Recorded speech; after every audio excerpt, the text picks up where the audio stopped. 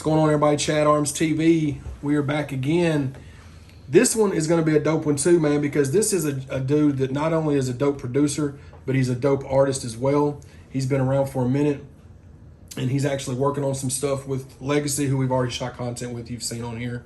This is my boy Kold Donnie, man. What's going on? What's up, Chad? It's good to be here, man. Appreciate you having me, Doc. For sure.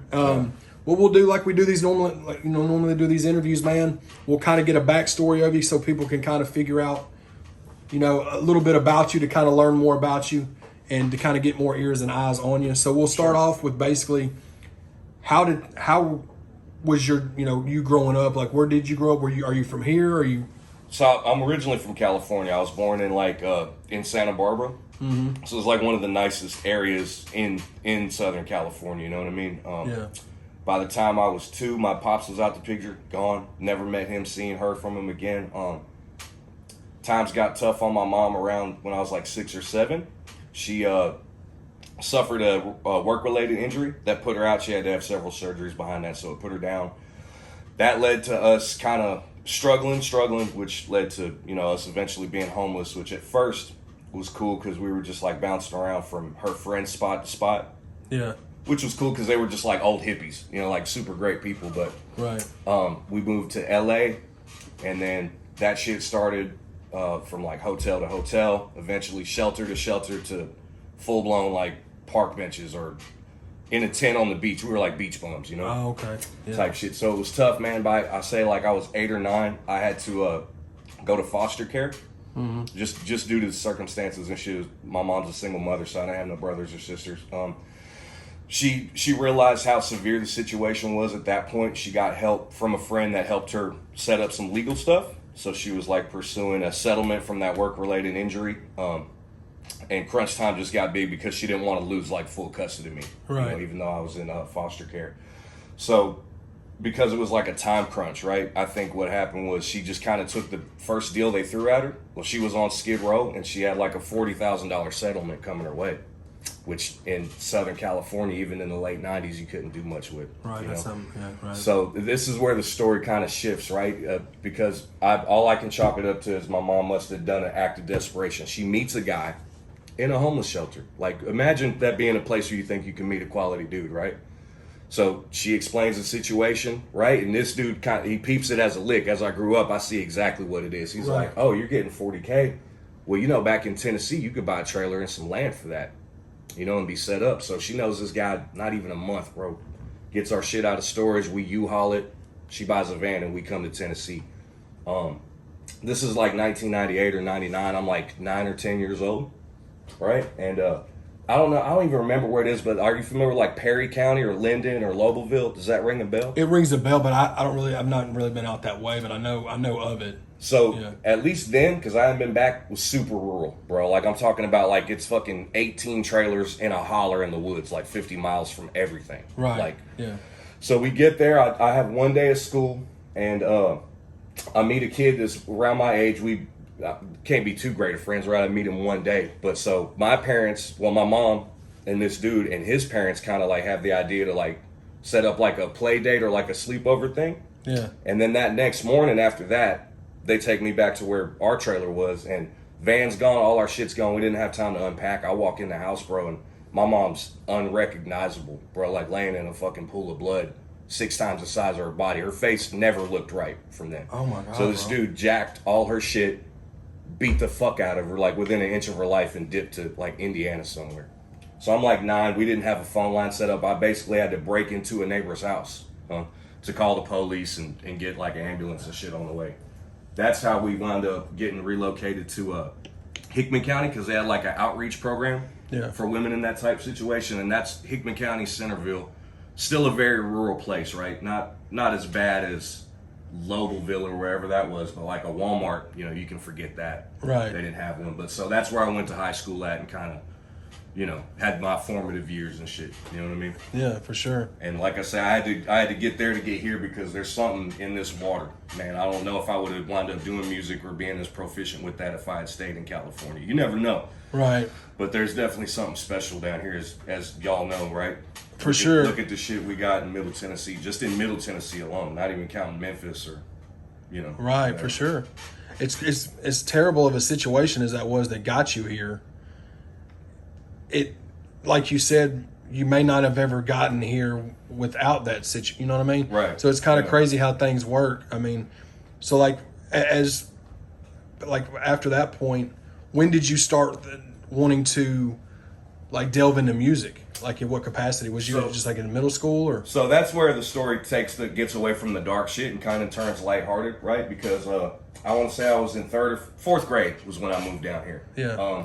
I was kind of, and this is also back in the day. This is like 1998, 99, right? I was different. I kind of didn't have the southern accent. I had curly hair, right? So I didn't get along with a lot of kids at first. I kind of got punked out and like beat up and bullied. Yeah.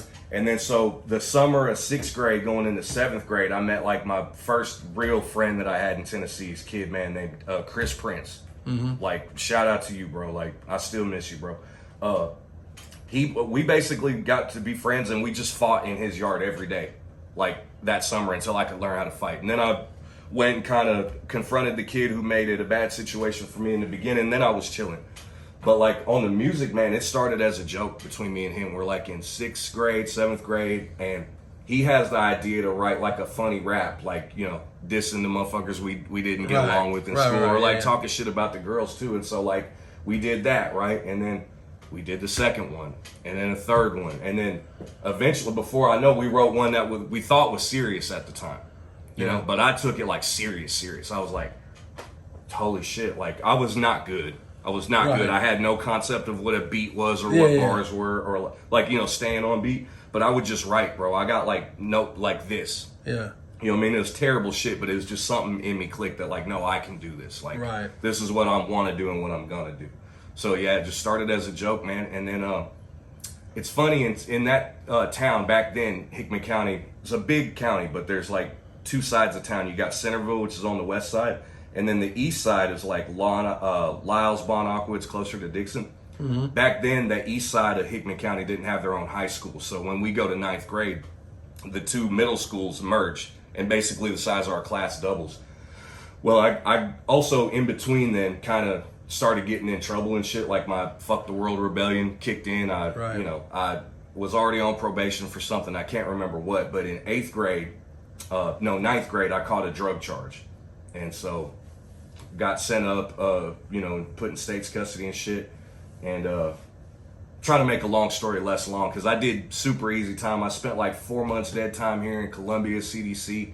Did some time in Woodland Hills that was dead because of just staffing. They didn't have beds and shit like that, you know? Right. By the time I came out in 10th grade, because of that and because I was known for rapping, I didn't have any music out at the time, but I was kind of like infamous in them halls, you know what I mean? Like everybody knew who I was, even if I didn't know them. But there was a kid, and man, God rest his soul, bro, Dustin Potts was the first kid I ever had like an actual endeavor with. It was kids when I came back to school telling me, man, you know, it's a dude named Dustin that has like a studio. He makes beats and shit. They rap, like, and I was like, okay, cool. I never met him, but I didn't know I had a class with him. I was telling another one of my friends, Trayvon Pig, what kind of beats I really liked. At the time, everything was 3/6, right? So I'm telling him, like, I wanted some shit like Who Run It, like those horns. Early 2000s. Yeah, this is like 03. Yeah. I guarantee it was 03. Like the deep piano keys, fast hi-hats, horns, right? Yeah. The dude, Dustin, is in this class with me and ear hustling. So he's listening to what I'm telling my homeboy. And then 4 or 5 days later, he comes back and introduces himself to me, and he's got this CD. He's like, check this CD out, write something to it, and come drop it at my shit. You know what I mean? I'm listening to, I'm like, this dude custom made me everything I said I wanted. So I did, man. We went to his spot. We cut like 4 or 5 songs, and I was just so geeked, right? It was a very makeshift studio. It was not what was up, but we thought we just had it, you know? I even said my government name in the intro to one of the songs, just so all them kids in school had to believe that it was me. You know what I mean? Right. From there, it was over with, man. They kicked me out of school my junior year, and now I'm at my mom's house, bro, just down bad, fucked up. Like, what am I gonna do? Yeah. You know what I mean?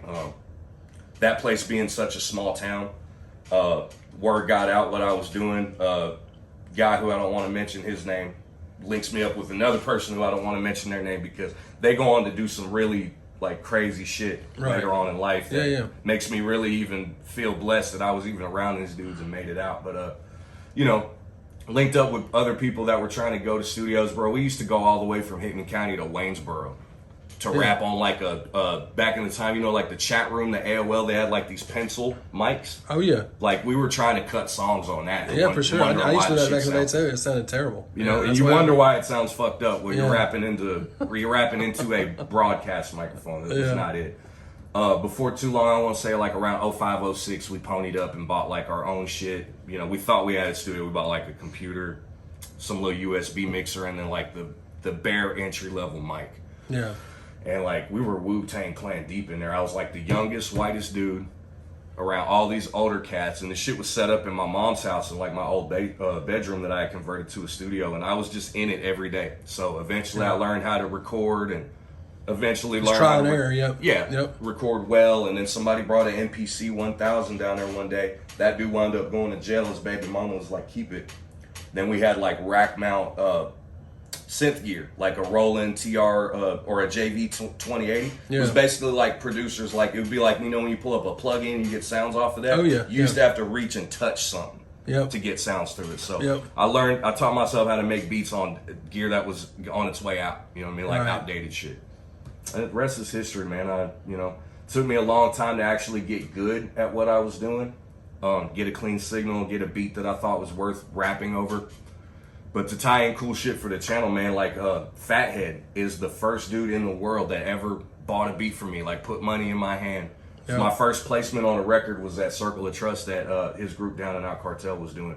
I say it was like 2010. So it took me from 06 being seriously trying to do it to 2010 to get a placement, appear on an album, have a motherfucker buy a beat from me, and then I'll always be grateful to Fathead and his camp, man, because they actually are the ones that introduced me and my crew to the Nashville scene. You know what I mean? Like they brought us to Nashville doing shows like the Rutledge and Center Stage. And bro, you remember the Muse? Oh, I remember the Muse. Bro, yeah, that's where I met everybody at one time or another. It might not be so memorable because you know they meet thousands of people, right? But at one point I had met Worm, met Jelly, met Strug. You name it, bro. Yeah, for sure. You know, Squints, all these dudes, man. Everybody that you still see is either their name holds weight or people remember them from back in the day. Yeah. So it was like a beautiful thing, man, because we didn't get a whole lot of love or embrace in our own hometown. But as we started making moves like in Nashville, Kentucky, Alabama, they loved our shit. So, you know, it was just a real good thing, man. That God don't make no mistakes, you know what I mean? For sure. So after that point, when did you start working on, like, did you like your first project? Was it that you sent me? Was it like a few years after that? Yeah, that was 2015 because again, right, I'm hearkening back to 06, 07, bro. It's like 13, 14 of us that are trying to like have a label and all these three guys are in this group, but we're all under the, you know, like you would be the show and prove umbrella. For sure. Our thing was 10th Power. So we would do shit. I would either learn something that would make me be like, okay, I have to go remix all these tracks. Or like we would put a project together for somebody that never wound up coming out. You know how for sure, yeah. So I just finally was like, okay, everybody else can quit calling my phone. I'm gonna quit picking up, and I did my own shit. You know what I mean? Like The Good Cook 2015. I produced all those beats. I think I had co-production from one cat on it, but basically besides that was all me. The mix to this day, it's not great because I still learn every time I crank Pro Tools open. You know, I'm still figuring something new out, doing something that I wish I had known back then. So I think it still sounds okay. That's dope. We'll put the link in the description for people to check out. Yeah. To echo Legacy, man, there was a couple songs on there that looking back I shouldn't have put on there, but it is what it is, man. You live and you learn. It was big. It was like a personal milestone for me. You know what I mean? It was good to finally have some shit out. After that point, man, me and a dude who became like my brother, going back to I think 05 is when I met my boy. Like, you know, weeded themselves out. People fell off. Motherfuckers went to jail, shit like that. It wound up being like a core group. Me and like two other cats. Around the time, like probably a year after I put out that album, my solo album, we kind of both outgrew the situation. You know what I mean? Like, we just didn't see eye to eye anymore. But we were like super close. Like he called my mom mama. You know what I mean? Yeah, for sure. Like type shit. But what I did was I started getting more active here in Columbia. I had moved to Columbia from Centerville in about like 08 for work, and also just to get just out of that town, man. It was like a trap. I regret not moving to Nashville, man, and making like a bigger move. But if anybody's familiar with the area, bro, like Columbia seeming like a city is funny, right? It's all what framework you have to draw back to. Right. But so yeah, man, I started getting active with some guys that are really, really dope up here, and then like some jealousy on that end happened. We just kind of let the chips fall where they may. I met a guy named MC Scholar up here doing shows. Like we just kind of linked up at the back or like parking lot behind this bar after I had performed one night, and he just heard, I guess, how passionately I was speaking about producing. He was like, I need to link up with this cat. But the first time I heard him do 4 bars, I was like, no, okay. Yeah. So we got to link up, and like basically what I did for a few years was executive produce him, take him to like find any studio situation we could find, record him, mix him, produce his shit, you know, get him on original stuff, get him off the mixtape or downloaded beats that he didn't pay for. And that's a beautiful thing, man. He's a hell of an artist. Around the same time, I'm making connections with Legacy. We had done a couple songs together. We met doing shows at like, you remember Bottoms Up in Smyrna? Oh yeah. Like 2014. Damn, and I just immediately linked up with him and KG. I just thought what they were doing was so dope. So like one of my most successful songs off that Good Cook was Mind Your Business, and I got Legacy on that. It's to this day, I think it's my highest performing track I've done on the solo tip. But yeah, man, just meeting these good people, man, it felt great getting that weight off of me. Yeah, meeting some good people, getting some validation and shit like that. Like Legacy said, we actually got contracted and hired on to do a movie, so I wound up scoring an independent film out there with the boom mic, filming the dialogue. You know, the whole nine. Mixing that, mastering that, trying to get it to a average level that you would hear like a movie at and shit. That was a year and a half of hell, bro. Like we thugged it out doing that shit, bro. Like you said, it was 2 guys doing like 40 guys' work. Yeah. All lighting, all camera shit was on him. I'm having to stop this thing every 2 minutes because it's like, it seems like the whole of Nashville is underneath a fucking airport. You know what I mean? So, but yeah, man, it's been great, man. It's been a hell of a ride. I love it. And I'm the only person I know that hasn't like slowed down, take a break, or stopped. But my output doesn't really reflect that because it seems like, man, in that town back in them days, we were like always a couple years behind. You know what I mean? That our situation was like a metaphor for how behind the times that place was. Yeah. You know what I mean? For sure. So another thing I want to talk about too, you just recently was just in was it like a producer like showcase, or was it so it's the term of it is like a beat battle. Beat battle, okay, yeah. Right, and so for anybody that's not familiar with like the structure, it's exactly like a rap battle. Yeah. But it's producers playing their shit. Yeah. So usually like the time constraint is they're gonna give you from like 45 seconds to 1 minute. It's like standardized shit. It was cool to link up with because you gotta think that was in the month of June 2021. First event I've been to. I mean, COVID last year, bro, we didn't know if we would ever get to do some shit for like sure, that again. ever again. So it was like super cool, man. The venue we were at was lit. It's Acme Feed and Seat, so it's like looking right at the Nissan Stadium. Yeah. And then the Bell South building is right behind you. Yeah. But yeah, man, I over prepared for that. I knew that if you're going to be standing up there for 1 minute, and for me, I was way more nervous than any show that I ever did because I was like, if they let me rap, it's fine. Yeah. But I wouldn't get to do nothing vocally, you know what I mean? I'm just literally letting the music speak for itself. So what got me to dub, man, was that I made every switch up, every 4 or 8 bars, it was interesting. I'm flying something else in, I'm reversing a sample, I'm chopping it up. I figured out how to do tempo changes just for this battle. I didn't put halftime on something. It's a plug-in that literally makes your audio, you feed it, go in halftime, it pitches it down. You've heard it 1,000 times if you listen to modern music. But yeah, man, I won in 4 rounds. It was, I over-prepared. I drove myself crazy for 2 weeks, cooking up 10 tracks, and used 4 of them. We'll you got pictures of that, right? Yeah, if you want to drop a clip in, I got some good footage you can drop here. Okay. Cool. Legacy captured it, like he was talking about that nice little camera he's got, man. He was there to support me, man. I signed on with official management that night after I took the W, because literally, it was like $100 entry fee to get in. Mm-hmm. And I was fucked up, bro. I was down bad. I had the $100. Yeah. But if it was a gamble and wasn't guaranteed, I might have not have did it. But so my management put it up. So it was so beautiful to be able to pay him back that night. Yeah. You know what I mean? It came in clutch, man. But did you get for winning that beat battle, what all was it like a prize package or was Yeah, it so there was a cash prize, and then I need to follow up on this, man, because they said what the other like low key prize that they were doing was free entry into another beat battle, but it's not the same organization. It's and I don't want to like it's a poppin' producer from Nashville. It's supposed to be something Bandplay is putting together. Okay, so that would be super clutch. Like I'm not win, lose, or draw on that. I'm not fucked up with it. I'm trying to give Bandplay a flash drive with some loops on it and collab like because we got the like I know a bunch of his people, man. We got this. We're from the Columbia. We got that going too. So like, you know, however that goes, man, I'm down to do it. It's a thing I'm interested to continue doing, man. For sure. You know. Well, so after we spoke about that too. So another thing I want to talk about, we brought it up with Legacy. Y'all are actually working on something together, correct? Super nasty, bro. Yeah. Super nasty. Like this is, I'm excited about it, man. I think it's some of the hardest production I've done recently. Because like for Scholar, it had me reaching into a different bag to make him like boom bappy beats or like just different shit. You know what I mean? So with me and Legacy, we've done, I don't know, X amount of songs this whole time, and he was just like, bro, this shit is so nasty. Like, we just need to do a project because every time we link up, it's stellar. Yeah, you know what I mean. So I was like, say less, bro. Like, fucking, I'll do that shit right now. Don't talk dirty to me. Let's do it. Yeah. So we're like 5 in.